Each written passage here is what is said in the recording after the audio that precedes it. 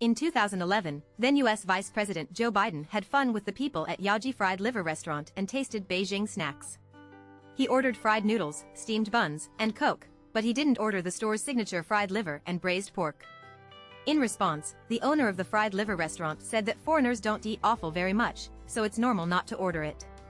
However, most friends from other places who have tried it say that Beijing local snacks such as braised, fried liver, fried enema and bean juice are simply dark cuisine. If you open social media, you will find that the longest queue in Beijing is not a time-honored Beijing-style restaurant, but a spicy grilled fish restaurant that queues for more than 10 hours and has a waiting list of 2,000 tables. This made many people collectively complain that Beijing is simply a food desert. In 2021, DT Finance once calculated that among the cities mentioned as food deserts on Weibo, Beijing surpassed Hangzhou by a cliff and won the top spot. So why is Beijing criticized as a food desert? Hello everyone, this is a dish, not of leaky ear cavity. Today we invite you to have dinner in Beijing. In fact, Beijing was once a city of gourmet food. Looking back on those days, the local products of the capital were far from developed. However, as the heart of the two dynasties, Beijing had long relied on its special status as a political center to form a food supply system extending in all directions. Cattle and sheep from Mongolia, game from Dada, cattle and sheep from eastern Hunan, rice and beans from northern Dabiai, fruits and vegetables from Mongolia, fish and crabs from Jiangnan, farming and animal husbandry from the north and the south, and various food forms gathered in the capital. This not only enriches the food supply system of Beijing, but also makes Beijing's food culture prosperous. There are many folk snacks in Beijing, so they are commonly known as meeting food or vegetable tea. This capital menu poem alone covers nearly 20 categories, but the actual total number of snacks can reach more than 300. There are white water sheep heads, mustard dumplings, electroplated soup noodles, fried noodles, sugar dumplings to satisfy cravings, sesame cakes, and mung bean cakes. Even in today's era of oversupply of food, these delicacies can be called prosperous. Judging from the documents of the time, scholars from other places who came to Beijing during the Qing dynasty rarely complained about the unpalatable food in the imperial capital. They only complained about the high prices in the imperial capital. Let's take roast duck as an example. There is a saying in Yanjing acrobatics, the delicious food in the capital is better than ducks.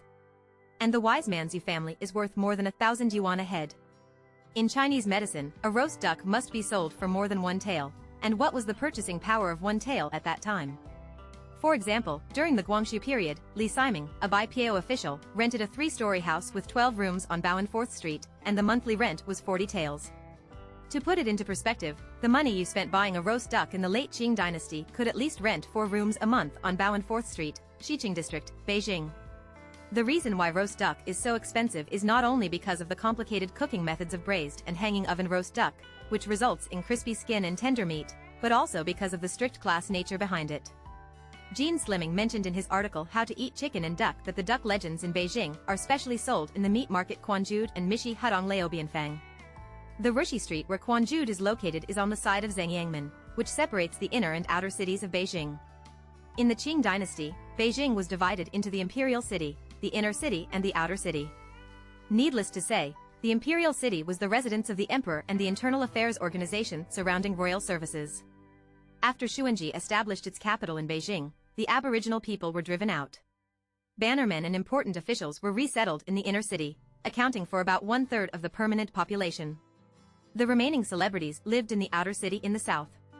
This kind of living location created a strict class structure among Beijing's royal family, bannermen, and celebrities. Beijing cuisine also derived from palace cuisine, official cuisine, and Jianghu cuisine. At that time, the dish of roast duck was transferred from palace cuisine to official cuisine. Just like Town Review, a periodical in the Republic of China, also described by An Yufang, the old Beijing official is beautiful, a high official in the border area, and the Wuishe chief examiner. It would be disrespectful to be in this place. Although there were class distinctions, relying on a diverse food supply system, people in the capital generally had good food at that time. The royal family waited in the Forbidden City for the royal kitchen to be fed palace dishes. For details on what to eat, you can check out our previous articles. However, people who have changed in the world can also walk into the 8 towers and 8 houses and eat official dishes based on localized Jinglu cuisine.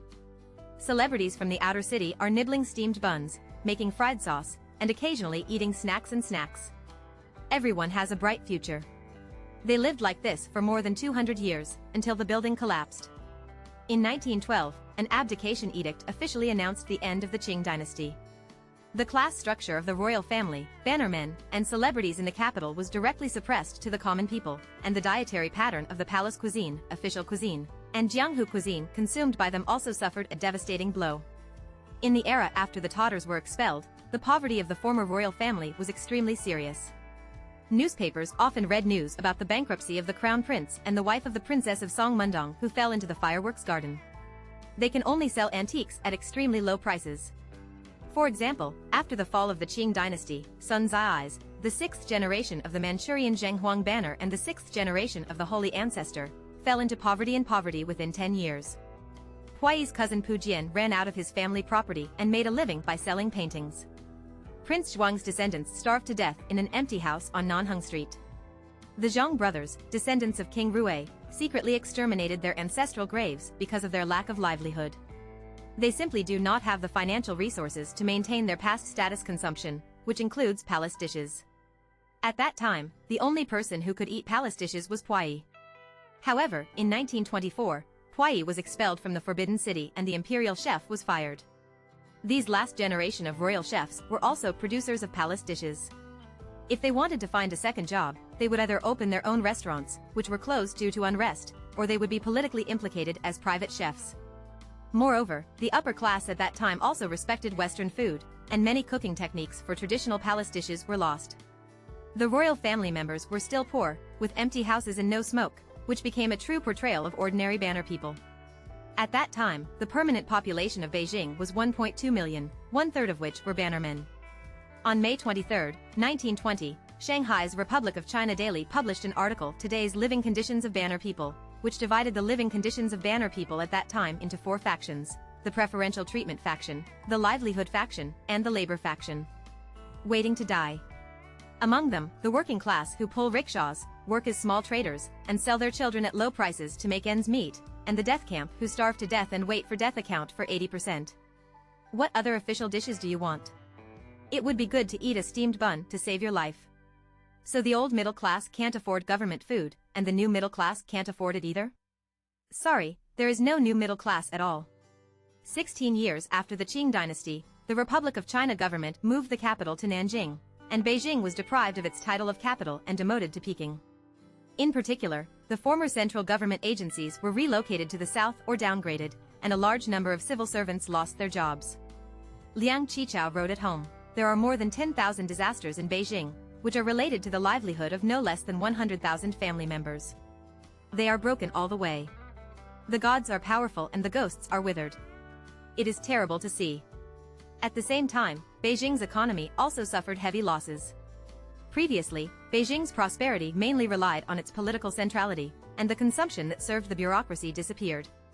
Less than half a year after the capital was moved, the city's population was declining and business was declining. The number of industrial construction companies reached 3,563. However, from the time the capital was moved to the founding of New China, Peiping was turbulent in the game of political forces among all parties. Industrial construction was sparse, started and stopped, and the net production value was still small. Less than 1/5 that of Tianjin next door. In addition, from 1911 to 1949, droughts occurred in the surrounding areas of Peiping for 22 years and floods occurred for 19 years. The people really lived in dire straits. Qianghua Beijing News Morning Post once commented on the local characteristics of Beijing. In addition to prominent politicians, there are civilians, and the number of beggars, refugees, and people starving to death on the streets is unmatched. At this time, there was no royal family in Peiping. There are no nobles or celebrities, everyone is a commoner. The palace cuisine is gone, and the official cuisine is also declining. Let's take roast duck as an example. Liang Shiqiu once recalled that during the Republic of China, Beijing roast duck had begun to cut corners and save on stove equipment. The duck was not stuffed. Peking duck tasted like meat except for the skin. There was no oil at all and the taste was poor. A lot. The time-honored Bianyufeng closed down due to poor management, and Quanjude was also on the verge of bankruptcy. So what do ordinary people in Peiping eat at this time? Don't even think about the 300 kinds of snacks in the old capital. First, the food materials are limited. As mentioned before, Peiping, which has lost its political center position, has also lost its former rich food supply system.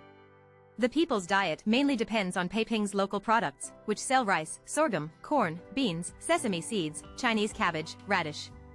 The second is that they are short of money and cannot afford rice and noodles as staple food, so they eat byproducts of rice and noodles or cereals and meat dishes.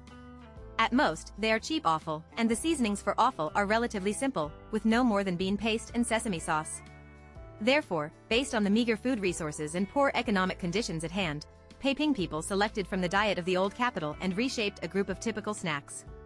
In this process of reshaping, Beijing folk snacks experienced a degeneration, and the four kings of the dark cuisine world were first born: bean juice, braised stew, fried liver, and enema.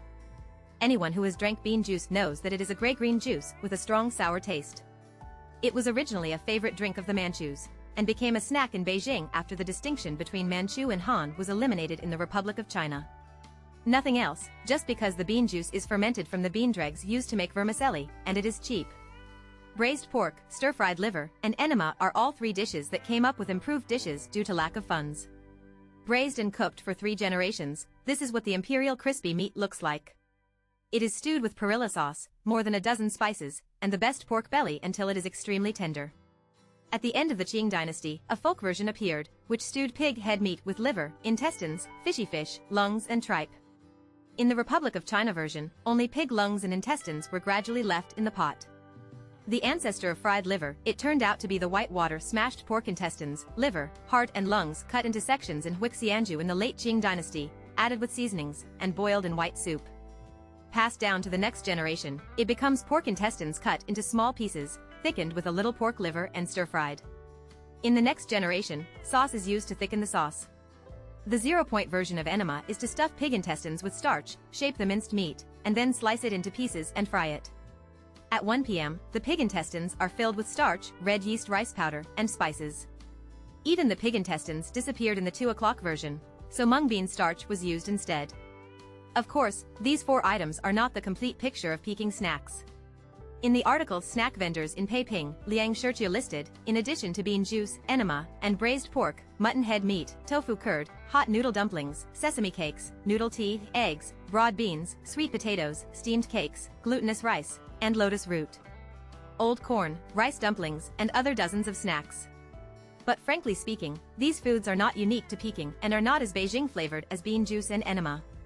Even the beans that Liang Shirqiu was proud of, and the 8 large and 8 small pieces of Liang Yushan, he praised them for being colorful, everything, and lifelike. Zhou Zuoren, a non-local scholar who checks out the 8 major items in Beijing, said, "I believe you, you name it is fancy, but the taste is boring."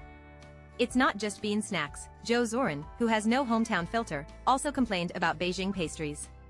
The pastries were not very satisfying. First of all, the ingredients used in Beijing's dim sum are not particular. They are originally meant to be eaten with rice, as long as they are full, so they do not seek to be refined. Even the imitation meals in Beihai Park look ordinary, and even the top-grade tea and snacks are not very tasty.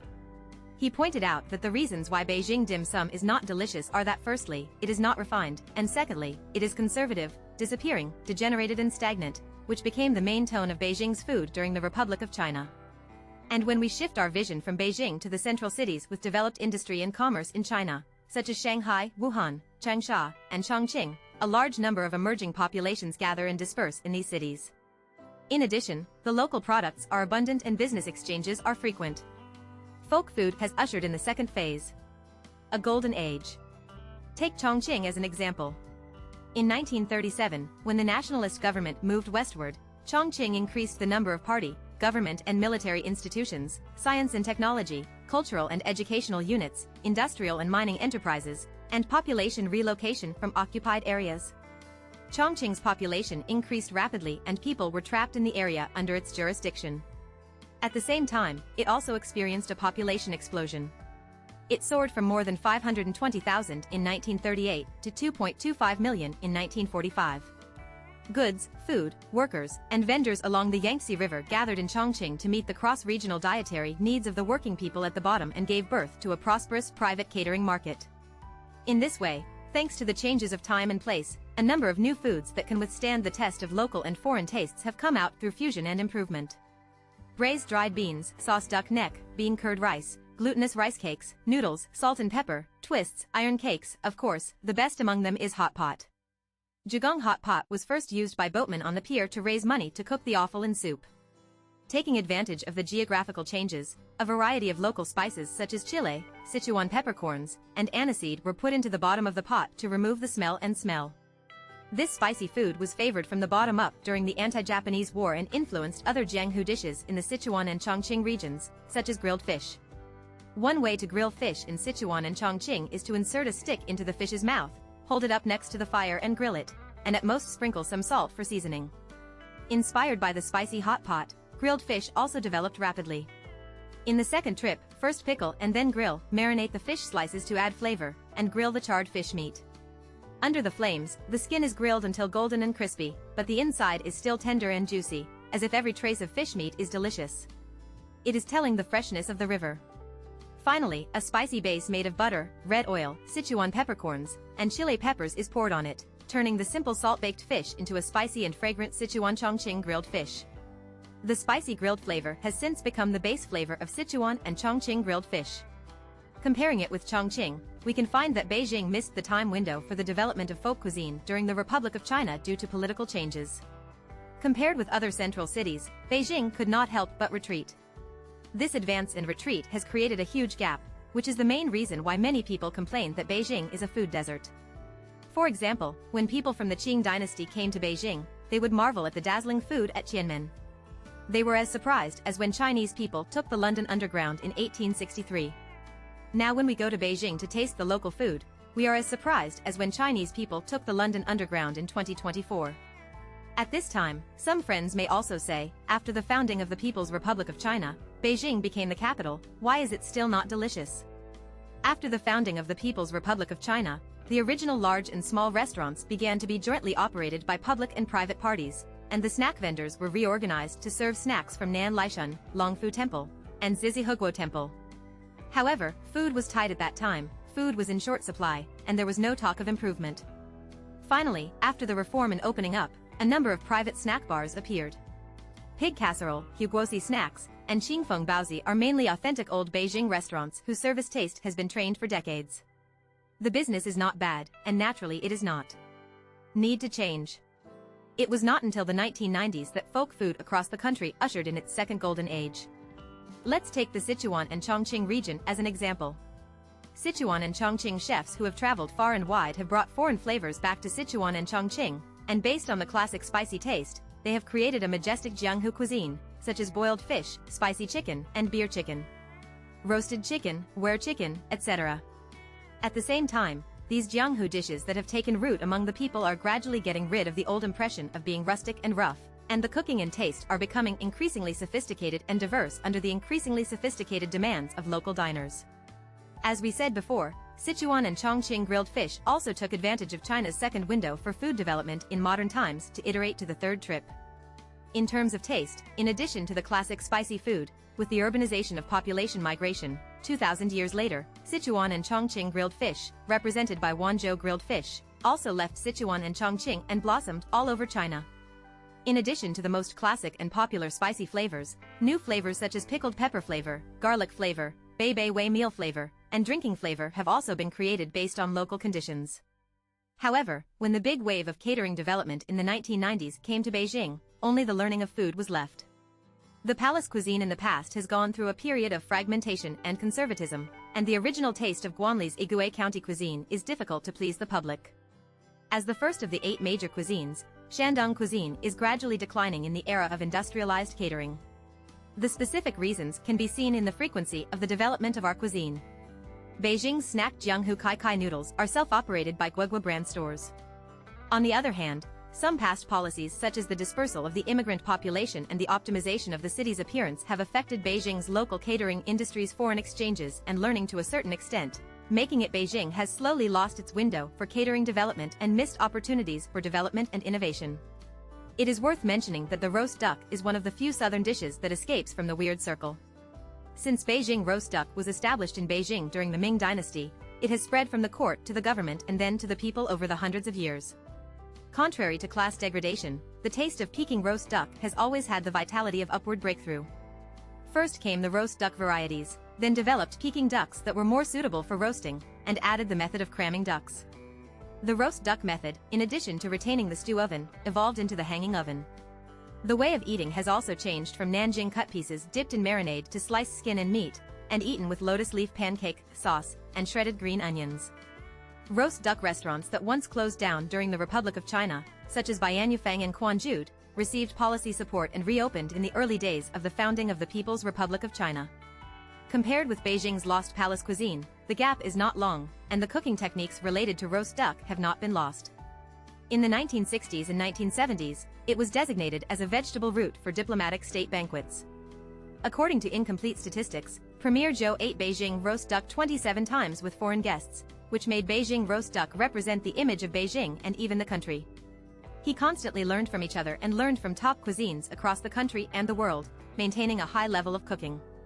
The form has also evolved from the original single roast duck to a whole duck feast for one duck and multiple meals. After the 1990s, roast duck, which is the business card of Beijing's delicacies, has also appeared on the must-eat list of Beijing for domestic and foreign tourists, starting an independent commercialization process. Various roast duck brands have emerged, including high-end, affordable, and traditional. And also deconstructed. Speaking of auxiliary ingredients, in addition to the three-piece set of lotus leaf cake, shredded green onions, and Beijing sauce, you can also dip it in popping candy, mustard sauce, and osmanthus. Come eat garlic caviar and be inclusive and communicate. Continuous optimization based on the broad taste needs of consumers has allowed Beijing roast duck to break out of the unpalatable regional trap.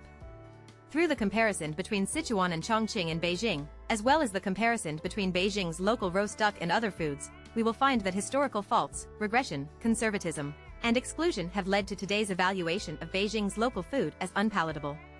Although many Beijingers come out to defend the reputation of their hometown's food, as the capital of China, Beijing will naturally be scrutinized by people across the country and even the world without any hometown filter. Perhaps after hearing the call of the broad masses of the people, this year the Beijing Municipal Commerce Bureau and 9 other departments jointly issued the Beijing Food Action Plan. To sum up, it is to inherit, develop, and be inclusive. On the one hand, it is necessary to reshape the development context of Beijing's catering culture and retain the roots and soul of traditional cuisine. On the other hand, it is necessary to encourage catering companies to absorb the characteristics of domestic and foreign cuisines and innovate and develop new Beijing cuisine. To this end, it is necessary to speed up the introduction of domestic and foreign food brands, support domestic and foreign food brands to develop in Beijing, and set up flagship stores, promotion centers, etc. Judging from the overall distribution of cuisines, as the capital city, Beijing has almost all major cuisines from within and outside the region, including complete cuisine, Western cuisine, Japanese cuisine, Northeastern cuisine, Hunan cuisine, Cantonese cuisine, and other national and global superior cuisines. With the ever-increasing demand for catering in Beijing, the most popular of these dishes is the Sichuan and Chongqing cuisine that we have been comparing. Judging from data in the catering industry, the momentum of Sichuan cuisine has even surpassed that of local Beijing cuisine. However, Beijing's dominance is not unique to Beijing. Judging from another set of data, as of the first half of 2023, the number of Sichuan cuisine stores has exceeded 320,000, far exceeding Cantonese cuisine, Jiangsu and Zhejiang cuisines and other cuisines. In addition to the Sichuan cuisine base camps in Chongqing and Chengdu, the number of stores in Shanghai, Beijing, and Shenzhen has shown a trend of increasing year by year. Spicy, green pepper and other flavors have become the flavors of Sichuan cuisine favored by consumers. Of course, the first flavor must be the most classic spicy flavor. This kind of double intertwined flavor of Sichuan peppercorns and chili peppers, under today's wave of industrialization, can make tired workers press the pause button and soothe the tired bodies of China and Japan's mechanized operation. Sichuan cuisine, represented by hot pot, grilled fish, and Jianghu cuisine, has rapidly spread across the country with industrialization and urbanization, and has become the best carrier of spicy flavors. We have introduced in detail before that hot pot is the earliest Sichuan cuisine that became popular all over the country. It was once just a subsidiary of Sichuan cuisine. After China's second golden period of gastronomic development, hot pot quickly became popular all over the country with its spicy flavor. Spicy grilled fish has developed rapidly in the past 10 years, catching up from behind and gradually becoming the second representative business card of Sichuan and Chongqing cuisine.